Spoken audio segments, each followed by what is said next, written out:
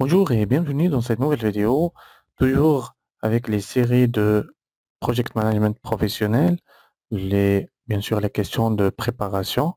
Aujourd'hui, c'est le préparatif numéro 2. Donc la première question, lors de la planification de votre projet, vous identifiez qu'un livrable essentiel n'a pas de propriétaire clairement défini. Quelle est la meilleure action à entreprendre? Donc A, réassigner les ressources. Consulter consulter le plan de management des ressources pour identifier un responsable. C. Ajouter cette tâche à la liste des risques. D. Réaliser une réunion d'équipe. Donc, toujours la stratégie, c'est éliminer les réponses qui ne sont pas logiques et qui n'ont pas de sens. Donc, ajouter cette tâche à la liste des risques, c'est éliminer. D. Réaliser une réunion. Et A. Euh, pour, pour bien sûr, c'est lors de la planification de projet. Donc, lors de la planification, j'ai pour chaque pour chaque livrable, bien sûr, j'ai identifié un propriétaire bien défini lors de la phase de planification du projet. Si pour une cause ou pour une autre, par exemple, il y avait un retard de recrutement ou il n'y avait pas une personne pour une tâche bien définie, donc je dois Je ne dois pas réassigner les ressources pour inclure un propriétaire parce que chaque personne elle a une ressource bien définie. Donc A, c'est à éliminer. D aussi, je ne peux pas mettre une personne pour deux rôles ou trois rôles, ou bien une tâche ou deux tâches. Donc chaque personne elle a des tâches bien définies. Et donc, je dois consulter le plan de management des ressources pour identifier un responsable. Donc, B, c'est la bonne réponse. Toujours en PMP, il faut choisir la bonne réponse, the best one. Donc, parmi plusieurs. Question 2. Un client demande une modification majeure du produit alors que vous êtes en phase d'exécution. Que vous devriez-vous faire en premier? Donc, toujours, vous remarquez qu'il y a en premier la première action, la meilleure, bien sûr, la meilleure décision, c'est ça la PMP. Donc, réaliser immédiatement la modification demandée, évaluer l'impact, refuser, soumettre. Toujours, en phase projet, si la partie prenante me demande une modification en cours tout au long du projet, je dois la première chose évaluer avant de décider, évaluer l'impact. Parce que toujours, je ne dois pas sortir du scope et je ne peux pas dépasser le budget. Donc, je dois évaluer, après, je décide. Donc, la bonne réponse, c'est B. Question 3. Vous remarquez que le coût réel de votre projet est supérieur au coût planifié. Quel est l'indicateur devez-vous analyser pour comprendre la performance du projet? Donc, A, CPI, B, SPI, C, la réserve, D, l'échéancier du projet. Donc, l'indicateur pour la performance en coût du projet, c'est le CPI. Voilà, SPI, c'est pour le délai. Donc, la bonne réponse, c'est A. Question 4. Lors de la clôture du projet, l'équipe rencontre des désaccords sur l'acceptation d'un livrable. Quelle est la meilleure action à entreprendre? Donc, toujours, s'il y a un désaccord, je dois, la première des choses, éliminer les réponses illogiques et je dois penser toujours à faire des réunions de clarification, des réunions pour être en accord. Donc, je vais chercher la réponse dans ce sens. Demander au sponsor du projet de trancher, c'est surtout ça à éviter. Le sponsor, le maître d'ouvrage, c'est la dernière chose que je dois faire. Consulter les critères d'acceptation des livrables divini dans la charte du projet. Oui, pourquoi pas. Je vais garder cette réponse en attente. Ignorer les désaccords et clôturer le projet. Surtout, il ne faut pas faire ça. Renégocier les exigences du livrable avec l'équipe. Donc, il me reste B et D. Pour cette question, renégocier les exigences du livrable avec l'équipe, c'est pas la première chose à faire ici. La première chose à faire ici, c'est consulter les critères d'acceptation des livrables définis dans la charte du projet d'abord.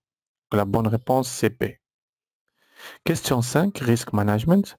Vous avez, vous identifiez un risque dans votre projet. Donc, c'est pas déjà identifié. Donc, il vient d'être identifié, mais vous n'avez pas assez d'informations. Voilà, quelle technique pouvez-vous utiliser pour recueillir plus de détails? Donc, j'ai pas d'informations. L'analyse de Monte Carlo, il va rien me donner. Les entretiens avec des experts, oui, pourquoi pas. L'évaluation qualitative des risques, j'ai pas d'informations. L'analyse par diagramme d'Ishikawa, j'ai pas d'informations. Donc, la meilleure réponse, c'est B, c'est faire des entretiens avec des experts pour comprendre et avoir les informations sur, bien sûr, sur ce risque. Et après, je vais faire le plan d'action, la catégorie et l'impact de ce risque. Question 6, risque management. Vous avez identifié un risque critique qui pourrait gravement affecter votre projet. Quelle est la meilleure action à prendre? Donc toujours c'est si j'ai un risque identifié. Bien sûr, j'ai déjà dans le registre du risque, j'ai déjà la réponse, j'ai déjà le plan d'action.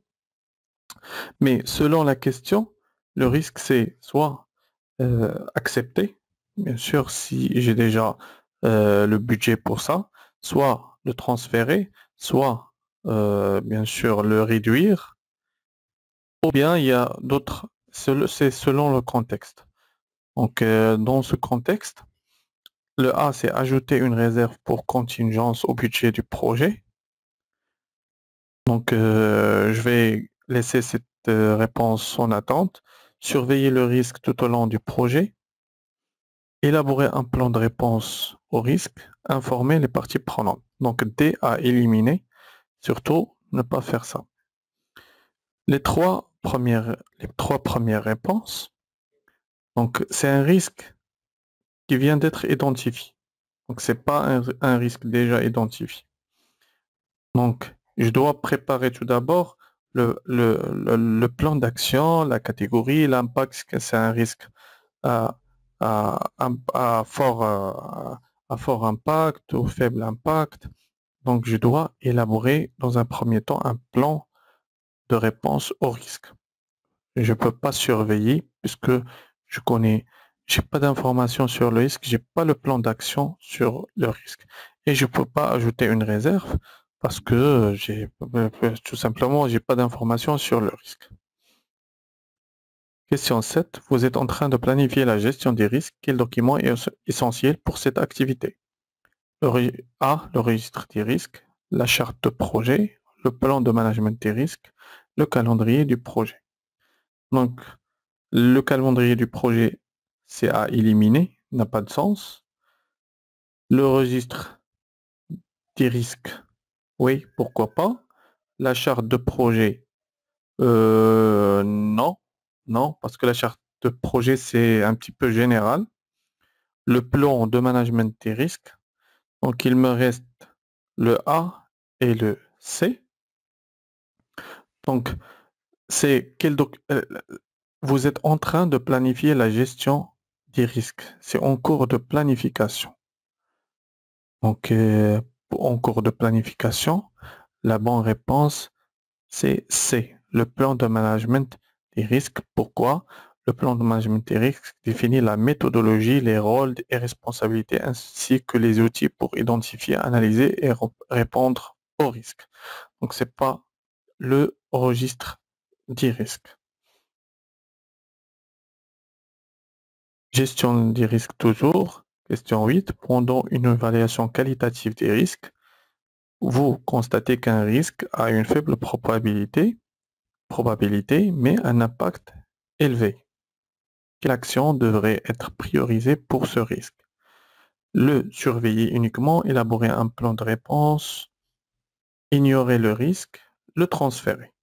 Donc, comme j'ai déjà expliqué, le risque, toujours, il faut soit le surveiller, soit l'atténuer, soit l'ignorer, soit le transférer.